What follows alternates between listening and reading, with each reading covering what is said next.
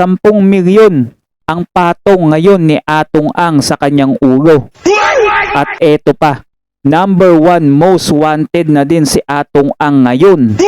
Matapos lagyan ng patong na malaki-laking datong, no? Eto, malaki-laking patong tong ipinatong kay Atong Ang dahil nga dito ay baka ipagkanuno siya ng kanyang mga kasamahan. Sa tingin nyo kaya guys, gagawin kaya yan ng kanyang mga kasamahan sa ngalan ng 10 milyon? At ngayon ay nagtatago na talaga si Atong Ang. At eto pa guys, mismong kanyang mga firearms ay binabawi na din ng kapulisan natin, no? At pinasasauri na sa kanya. Ang tanong, isasauri kaya yan at ginawa pa siyang dangerous talaga. Katulad ng mga ibang wanted na talagang mapanganib, no? So ngayon guys, bagong balita, panoodin natin. At bakit kaya nilagyan ng patong ito si Atong, no? Upang mapabilis kayang paghahanap sa kanya, upang ipagkanuno siya ng kanyang mga kasamahan at ichuchu sa ating mga kapulisan dahil hindi nila alam kung saan nila hahanapin ito si Atong, o baka may pinagtataguan to si Atong sa mga kabundukan, o baka may mga safe house ito na hindi alam ng mga tao. So eto guys, panoodin natin yung latest news. Nagpapasalamat pala ako guys sa inyo, no, sa lahat ng sumuporta dito sa ating channel, no. Salamat dahil umabot na tayo ng mahigit 1,000 subscriber at nakapag-apply na din tayo kay YouTube, no. Salamat guys sa inyong suporta. So ngayon eto, panoodin natin yung bagong balita.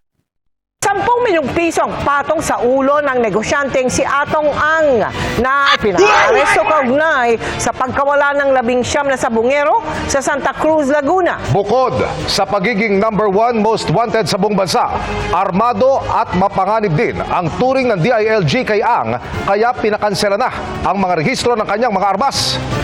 Humiling na rin ang PNP sa Interpol ng Red Notice laban kay Ang, gayon din ang whole departure order mula sa DOJ para sa binansagang pugante. Nakatutok si Chino Gaston. Naku po, pugante na ngayon si Atong. Hindi lang basta most wanted sa buong bansa ang turing ngayon sa negosyanteng si Atong Ang ng Department of Interior and Local Government. Mapanganib na rin ang turing sa kanya dahil sa pagiging armado umano. Siguro may ituturing natin na number 1 most wanted sa buong Pilipinas ngayon. He is accused of killing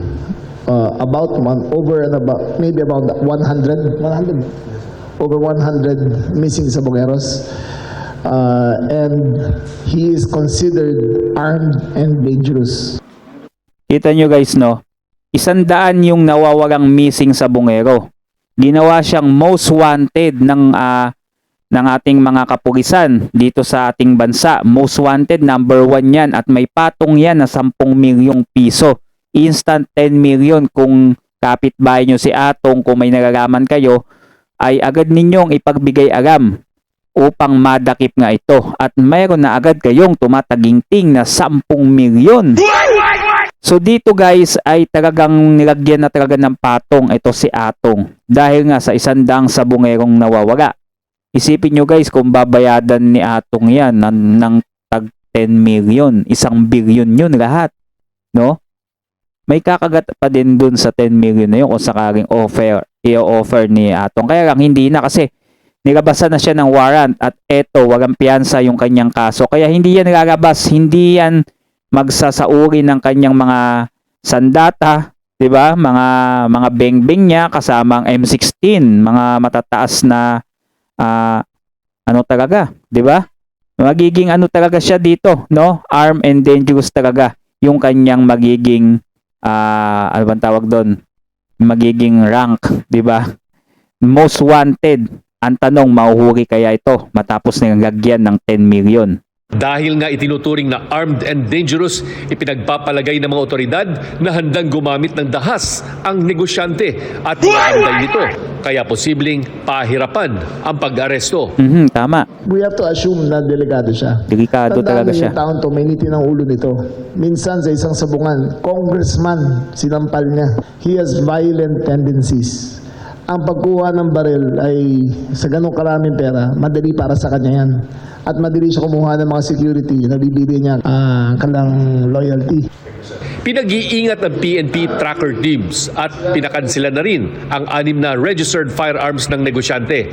Bagaman posible pa rin umanong makapag-armas ito dahil sa dami ng pera ayon sa kalihim. Gagawin ng pulis ang lahat para proteksyonan ang sarili nila sa kakayahan ni Atong Ang.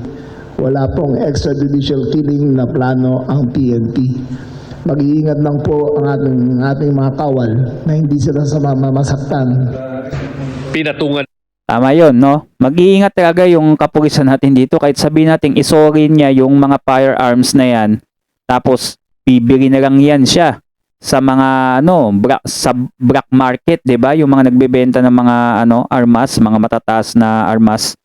Possible yan bumili si Atong, hindi niya gagamitin yung kanyang mga registered kasi kung sakaling ipinutok niya yan sa iba, madidetect siya, makikilala na sa kanya mismo yung bala na yon. 'Di ba? Bibili talaga ng ibang ng ibang armas yan si Atong.